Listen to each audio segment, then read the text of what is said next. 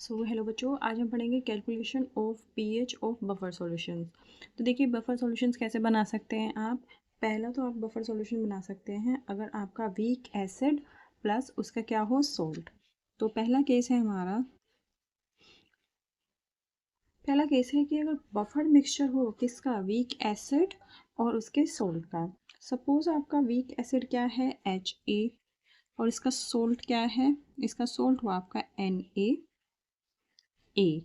ठीक है, इनका आपका मिक्सचर है। तो अगर इस टाइप का मिक्सचर है तो एक साइंटिस्ट है जिनका नाम है हेंडरसन, उन्होंने एक इक्वेशन दी थी जिसका नाम है हेंडरसन हेजल बाल्च इक्वेशन। किस इक्वेशन से हम निकालते हैं, इसका नाम है हेंडरसन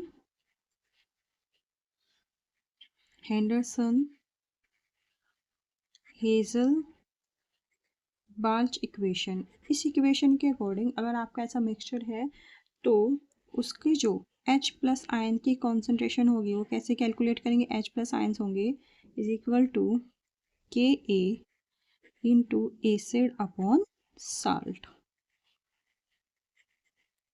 अब आप क्या करेंगे, दोनों साइड का लोगैरिथम ले लेंगे। तो दोनों साइड का लोगैरिथम लेके फिर हो जाएगा लोग H पॉजिटिव, यहाँ पे हो जाएगा लोग Ka और यहाँ पे इंटू है, आपको पता है कि लोग m इंटू n क्या होता है, लोग m प्लस लोग n। तो इसलिए यहाँ पे होगा लोग Ka प्लस लोग एसिड अपॉन सोल्ट। आपको पता है कि जो pH होती है वो माइनस लोग of H positive ion concentration होती है। तो पूरी इक्वेशन को माइनस से मल्टीप्लाई कर देंगे तो क्या मिलेगा हमें, minus log H positive is equal to minus log Ka।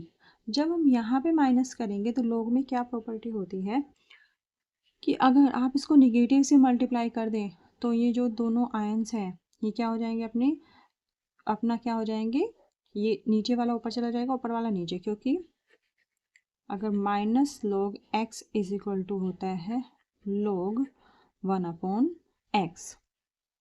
ठीक है, तो ये हो जाएगा plus log salt upon acid. बस। अब माइनस लोग ऑफ H पॉजिटिव को क्या बोलते हैं, इसको बोलते हैं pH इज इक्वल टू, इसको बोलेंगे pKa और प्लस लोग साल्ट अपॉन एसिड। ठीक है, एक तो आपका ये हो गया। एक अगर आपका बफर मिक्सचर कैसा हो, एक अगर आपका बफर मिक्सचर हो किसका, वीक बेस प्लस जो इसका सोल्ट है वो। ठीक है, तो इसके लिए आप क्या निकालेंगे, तो OH माइनस आयन की कॉन्सेंट्रेशन क्या होगी, सिमिलरली ऊपर की तरह ये Ka की जगह क्या आ जाएगा Kb, एसिड की जगह क्या आ जाएगा बेस, और नीचे उस बेस का जो आपका साल्ट होगा।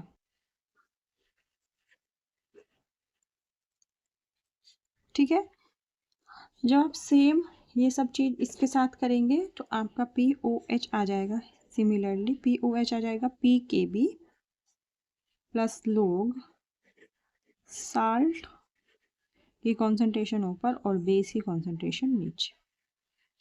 आप इसको ऐसे भी याद कर सकते हैं कि देखिए साल्ट जो होता है वो कम्प्लीटली डिसोसिएट हो जाता है, तो साल्ट हमेशा ऊपर प्रायोरिटी में आएगा, तो इसलिए लोग सॉल्ट अपॉन बेस या लोग सोल्ट अपॉन एसिड। अब चलिए इससे रिलेटेड कुछ क्वेश्चन प्रैक्टिस करते हैं। देखिए ये क्वेश्चन पढ़िए, आपको पीएच बतानी है एक एक्वस सॉल्यूशन की जो आपको मिला है 5 ग्राम CH3COH को मिक्स करके विद 7.5 ग्राम ऑफ CH3CONA। तो ये आपका एसिड हो गया, ये आपका सॉल्ट हो गया। तो आप इक्वेशन लिखिए अपनी, इक्वेशन क्या होती है, pH is equal to pKa plus log salt ऊपर आएगा सोल्ट अपॉन एसिड। अब पहले मैं PKa निकाल लेती हूँ, Ka की वैल्यू दे रखी है, तो PKa आपकी क्या हो जाएगी, PKa होगा माइनस लॉग ऑफ Ka की वैल्यू रख दो यहाँ पे माइनस log ऑफ के ए या फिर माइनस log ऑफ के ए की वैल्यू है 1.75 इंटू 10⁻⁻5। इस माइनस की ना मैं बाद में मल्टीप्लाई करूँगी पूरी इक्वेशन में, इसको मैं बाहर लिख लेती हूँ पहले, ठीक है। तो देखिए log m इंटू एन क्या होता है, मैंने अभी बताया था log m इंटू एन होता है log m plus log n। तो ये हो जाएगा माइनस, ये मैंने बाहर रख रखा है, तो ये हो जाएगा log m, ये हो गया 1.75 प्लस log n, ये हो गया 10⁻⁻5, ये हुआ माइनस ऑफ log 1.75। आपको पता है कि log m⁻n क्या होता है, n log m, ये n कहाँ आ जाता है, आगे आ जाता है, ठीक है। तो ये हो जाएगा -5 इंटू log 10, ठीक है। आगे आपका हो जाएगा माइनस log 1.75 प्लस माइनस यहाँ पे -5 और log 10 की वैल्यू क्या थी 1। बस अब आप log 1.75 की वैल्यू रख देंगे यहाँ पे।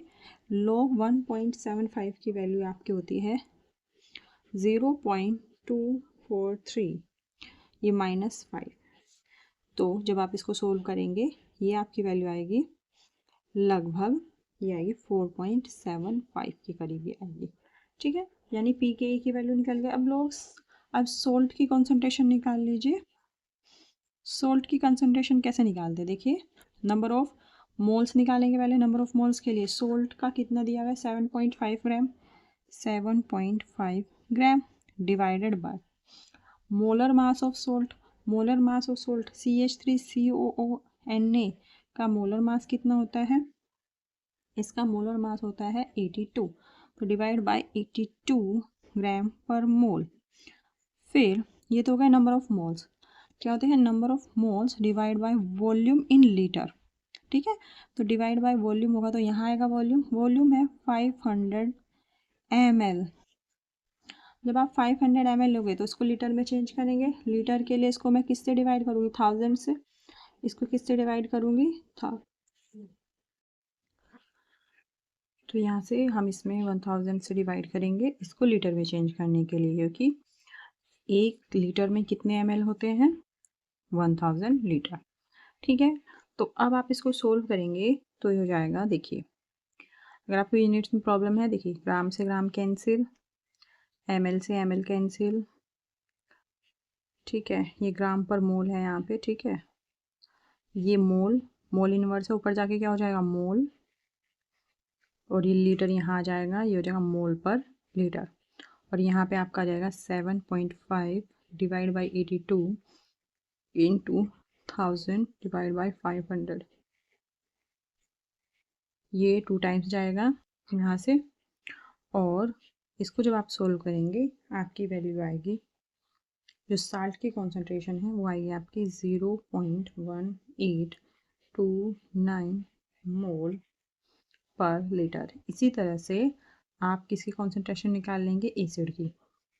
एसिड की कॉन्सेंट्रेशन कैसे निकालेंगे, एसिड का वेट दिया है 5 ग्राम डिवाइड बाय एसिड का जो मोलर मास है, एसिड का मोलर मास कितना है CH3COH, उसका है आपका 60 इंटू वही 1000 डिवाइड बाई 500, और ये आपकी वैल्यू आ जाएगी यहाँ पे 1.666, ठीक है मोल पर लीटर।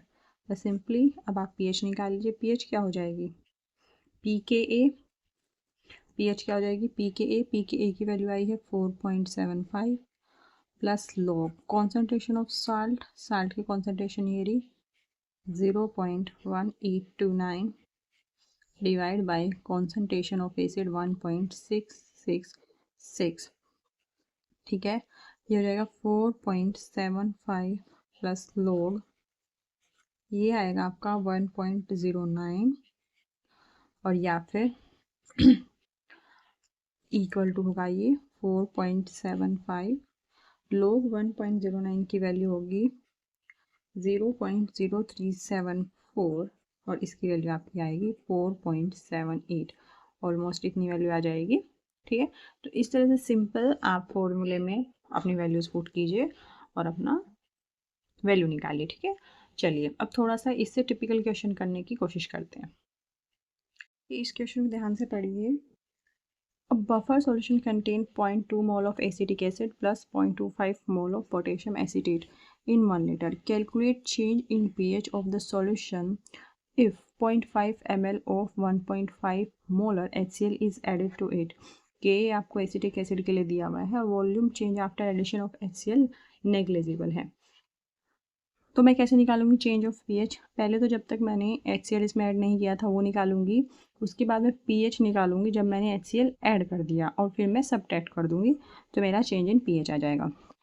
तो पीएच निकालने का सिंपल फॉर्मूला है कि pH is equal to pKa plus log salt upon log acid.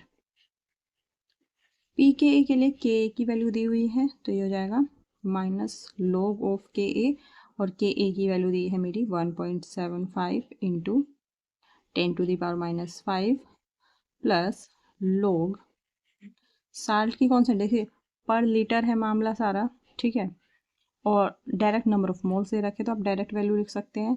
तो साल्ट की कॉन्सेंट्रेशन क्या होगी 0.25 डिवाइड बाय एसिड की कॉन्सेंट्रेशन क्या होगी 0.2। ठीक है, जब आप इसको सोल्व करेंगे तो पीएच की आपकी वैल्यू आएगी 4.8569। अब अमाउंट ऑफ HCl कितनी ऐड हुई? अमाउंट ऑफ HCl आपकी ऐड हुई, amount of HCl added is equal to हुई आपकी 0.5 ml ऑफ 1 मोलर HCl। तो मिलीमोल्स कितने हुए? देखिए जब ml में ऐड करते तो मिलीमोल्स कैलकुलेट करते हैं, तो मिलीमोल्स आपके हुए 0.5 into 1 is equal to 0.5 millimoles. ठीक है, इसकी और इसकी मल्टीप्लाई कर देते हैं तो हमारे मिलीमोल्स आ जाते हैं। अब आपको इसको मोल्स में कन्वर्ट करना है, क्योंकि मेरा तो जो कॉन्सेंट्रेशन दी हुई है शुरुआत में मोल्स में दी है, मोल्स पर लीटर में। तो मोल्स में कन्वर्ट करने के लिए आप क्या करेंगे, जहाँ भी मिली होता है इसको हटाने के लिए 10⁻³ से मल्टीप्लाई कर दें तो आपके मोल्स आ जाएंगे। तो ये हो जाएगा 0.0005 मोल्स। अब देखिए जब HCl तो आपने को पता है कि एक स्ट्रॉन्ग एसिड होता है, ऑलमोस्ट सारा ही डिसोसिएट होगा। तो जब HCl कंप्लीटली डिसोसिएट हो जाएगा तो ये क्या करेगा, तो H प्लस देगा प्लस Cl माइनस देगा। सिंस H प्लस फर्निश करेगा तो जो आपके एसिड की कॉन्सेंट्रेशन है CH3COH, इसकी कॉन्सेंट्रेशन इंक्रीज होगी। तो कितनी इंक्रीज होगी, पहले नंबर ऑफ मोल से 0.20 और प्लस अब कितने हुए 0005, तो अब कितने हुए इसके, ये हुए 0.2005 मोल पर लीटर। और आपकी अगर ये कॉन्सेंट्रेशन इंक्रीज हो रही है तो आपकी जो बेस की कॉन्सेंट्रेशन है, जो सॉल्ट की कॉन्सेंट्रेशन है, यहाँ पे पोटेशियम है, वो क्या होगी, वो डिक्रीज होगी। ठीक है, उसकी कॉन्सेंट्रेशन क्या होगी, डिक्रीज होगी।